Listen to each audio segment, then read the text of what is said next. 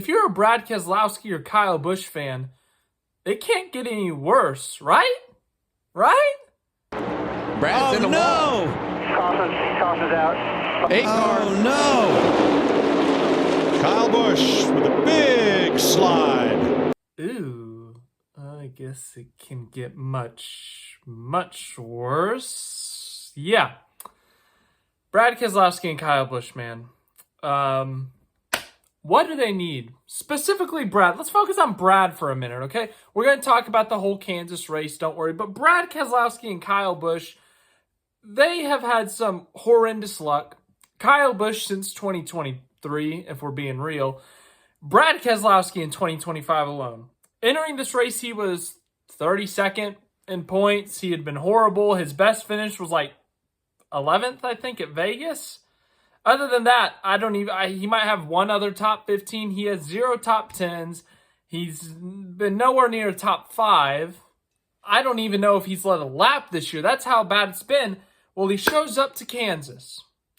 They're running pretty good. They're running in the back half of the top 10. And at this point in the season, they're in a must-win situation. But a top 15 for them is a win. With how this year has gone, a top 15 is a win. So to be running from 7th to 10th, going great, going good. Couple pit stops happen. All of a sudden, they're up on the second row. All of a sudden, Brad gets a great restart, and he's in second. And it's like, okay, wow, they're in second. Like, there's no way this is going to go horribly wrong. Like, even if it goes somewhat wrong, you finish 13th, and you take home a good day. As I said, a top 15 is a good day for you. And then, he's cutting into the lead. Chase Elliott's leading. He just passed Kyle Larson, who ended up leading 221 out of 267 laps. And Brad is closing in on Chase Elliott. Down to a second and a half. Second and a quarter. It's down to a second. He's under a second away from Chase Elliott. What's that? Hey, Fox. What's happening over there?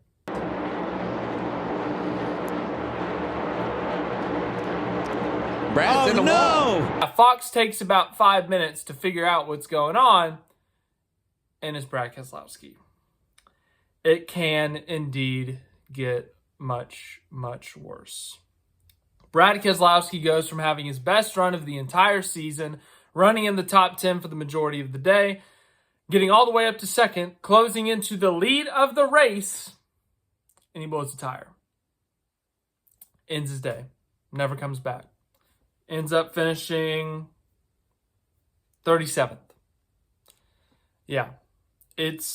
We don't really have to talk more about how much of a disaster it's been for Brad this year. It doesn't need to be stated that much more, I guess I should say. But for him to finally have speed, for him to be up front, for him to be closing in on the leader, and for this to happen, what else do you do? Like, you didn't do anything wrong today. It's not like it was a slow pit stop like what we saw with Chase Elliott. It's not like a mechanical failure like what we saw with Denny Hamlin. It was a flat tire. We saw flat tires throughout the weekend. And it wasn't a problem. It's just that, these teams are pushing a lot on those air pressures in terms of pushing the limit. But, Brad, you just got to be speechless for him. Yeah. It's mind-blowing what this year has been for that team. As for Kyle Busch, yeah, we've documented Kyle Busch's last couple of years. Ever since that win at Gateway in June of 2023, it's been a disaster. They missed the playoffs last year. He goes winless for the first time in 20 years or something. And then this year, it's been a mix of emotions. They almost win at Coda. They lead a bunch of laps there. They show some decent speed at other places, but then at some tracks, they're just bad, and it's really confusing. Every once in a while, they'll wreck, they'll spin, they have a bad qualifying. And then today, he's in the middle of the pack. He was actually having a decent run right up there near the top 10, middle of 4 wide, or on the bottom of 4 wide, and just gets obliterated. And it ruins his day. So, yeah, I don't know what else they got to do. Both of those guys. 2 former Cup Series champions, future Hall of Famers. They're in the later stages of their career. They're not, I don't even know. It's just been an abysmal year or two for both of them. I know Brad got that win at Darlington last year, but He had an early elimination in the playoffs. Like, just when you look at these two, it's just, I don't know what to tell you. I really don't. Let's get into more of this race. We talked about Brad Keselowski and Kyle Busch for a fat minute. So, what else happened in this race? Well, Kyle Larson, I think, for the first time in NASCAR history, got a max points day. No, not just a max points day with the stages and the win. We've seen that plenty of times. Max points being stage win, stage sweep, race win, and, drumroll please, fastest lap. He got that bonus point. I don't think anyone's done that this year. Correct me if I'm wrong, though. But Kyle Larson wins stage 1, wins stage 2, and also gets the fastest lap with a 30.29, gets 1 extra bonus point. Because of William Byron's bad day, he was only 13 points behind Byron entering this race. I'm pretty sure that Kyle Larson is now the regular season points leader, unless he gets disqualified, of course. And we've seen a lot of disqualifications, so I can't sit here and promise you that he's going to survive this post-race inspection. He probably will, though. Anywho, Kyle Larson just obliterated the field today. He got challenged twice, I would say. Chase Elliott was side by side with him for a restart, and then Larson passed him and ran away. And then once, Elliott was ahead of him, and Elliott ran away from him. And we saw Brad Keselowski get by Kyle Larson, but outside of that, no. Never saw anyone challenge Larson. I mean, when this team shows up on their best game, it's very difficult to beat them. We can see some late race shenanigans happen. We can see some alternate strategies, or sometimes we see Larson shoot himself in the foot and he wrecks himself. But if they're on point and they don't make mistakes, it's almost impossible to beat them. We saw it at Bristol a few weeks ago, and Bristol was a rough one in terms of the racing, and there's been a lot of debate about today's racing already, according to the internet. I'll get more into that later. But Kyle Larson started on pole, leads 221 out of 267 laps. No one entering today had ever led 200 or more laps in the history of Kansas Speedway. So Kyle Larson makes history today. Good for him. Let's just go into the results. I guess we can break down anything we got to break down from there. As I said, Kyle Larson's your winner. It's his 3rd win of the season. I believe he now has 23 playoff points to his name. He also has the regular season points lead. That would be another 15 points, but obviously we got a long way to go for that. Denny Hamlin had a bad day. Chase Elliott, William Byron are close. Surely someone else is close. But Kyle Larson takes the regular season points lead away from his teammate William Byron, gets his 3rd win of 2025, becomes the second 3-time winner this season. His 2nd consecutive spring win at Kansas. His 3rd win at Kansas in his career, I think. So, a really good day for Kyle Larson. Not shocked to see him win at Kansas. He's really good here. Christopher Bell finishes 2nd, his best finish at Kansas. Now, he's been great at Las Vegas. We've seen him with some really good runs at win at Homestead, Miami. We've seen him run good at other mile and a halves, and we've seen him win some poles at Kansas. But Kansas has not been as nice to him as a Vegas. Let's say he hasn't led as many laps, had as many great results. He still had good results there, but just not as great as a Vegas, a Homestead. So to see him up in the top 5 all day long, for Christopher Bell, it's not a shock at all. He could run top 5 any week. But the point being, he's had some bad luck at Kansas before. So for him to run in the top 5 for, if I had to guess, every single lap, except for a pit cycle maybe, or maybe 1 restart, he led 3 laps on the day. Great points day for him. Ryan Blaney finishes 3rd. He talked about it in his post-race interview. 3rd in stage 1, 3rd in stage 2. And look at this. 3rd in the race. I think Ryan Blaney was the 3rd place car today. Once again, consistent speed from Ryan Blaney. They're top 5 almost every single week. It doesn't matter where we go. We see them leading laps at Homestead, at Texas. We see them really good at Martinsville. You name it. It seems like they got speed wherever they go. So they're knocking on the door. They're going to get that win at some point this year. They're getting really close. 3rd place result for Blaney. Chase Briscoe finishes 4th. Remember earlier in the season before we went to Vegas, Chase Briscoe had said that he was a little anxious. He was a little nervous, in a sense, about the 1.5 miles because Joe Gibbs Racing has such a strong history at this style of track. And him coming into this program, he felt that he had to perform at these style of tracks. Well, look at this. He finishes 4th. gets into the top 5 late in this race. Was in the top 10 for a good chunk of the day, I want to say.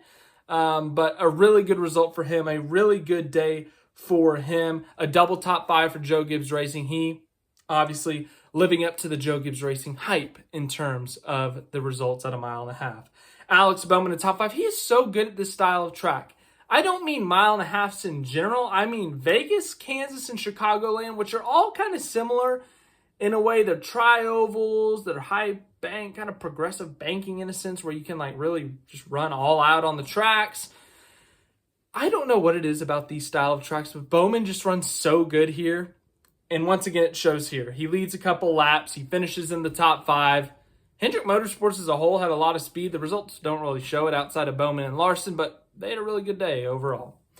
Josh Berry 6th. And this is something we're going to talk about in August, but Josh Berry, remember, they won at Las Vegas, and that was no fluke. Sure, there was a couple strategy plays, but they had to go past Tyler Reddick. They had to go past Daniel Suarez for the win. They had raw speed there, and once again today at a 1.5 miles, they had raw speed. They finished 6th, and they had numerous issues today. I think they had a penalty at one point. I want to say they had a slow pit stop at one point. They had to charge their way through the field on this last run, and they went from the mid to late teens to 6th, and they had top 5 speed most of the day. If they can continue this at the 1.5 miles, Josh Berry in a deep playoff run, it can't be ruled out. If they are consistently this fast at the 1.5 miles or the intermediates, you cannot rule them out of a deep playoff run. Overreaction, yes, I know. Speaking of that Las Vegas race, you know who had some speed in that one? Ryan Preece. He finishes 8th today, finished 3rd in that Vegas race. Well, he comes to Kansas and finishes 7th. He had speed last week at Texas. That just did Josh Berry, by the way. I think I just said 8th. He finished 7th. I can't read. Reading is hard. Ryan Preece finishes 7th. Chris Buescher finishes 8th. A double top 10 for RFK. Could have been a triple, but we already talked about Brad. Good day for him. Started on the front row, top 10. Good for him. Joey Logano finishes 9th. John Hunter Nemechek. Didn't they score a top 10 last week? Where did this come from? Legacy Moto Club, a huge step forward compared to last year. You know, last week, even at Texas, it was a little chaotic. People were wrecking, and there was a lot going on. Not a lot of wrecking in this race. Pretty normal race. We had about a 30-lap stretch where there was a bunch of cautions, but outside of that, it was a pretty tame race. And John Hunter Nemechek, 10th. How about that? John Hunter's having a sneaky good year. Sneaky good. Austin Cindric, Todd Gilliland, Corey Heim. Side rant. We're going on, not rant. Rant sounds really bad. Tangent. Why is he not in the Cup Series full time? Obviously, he's in the Cup Series results. Corey Heim has been in the Truck Series for 4-5 years now. He's been arguably the best driver in the series for the last 3. He's won a big number of races that I can't even count how many because he's won so much. He comes into the Cup car last year to sub for Eric Jones. He does a couple of select starts for 2311. He shows a lot of promise. You're thinking, oh, maybe he's got a shot at a Cup Series ride. No, they don't give him a Cup Series ride. He gets a developmental deal with 2311. That includes select starts in the Cup Series, and they start him off at Kansas, a difficult track that 2311 is good at, yes, but a tough track that is kind of a driver's racetrack in a sense. And what did he do today?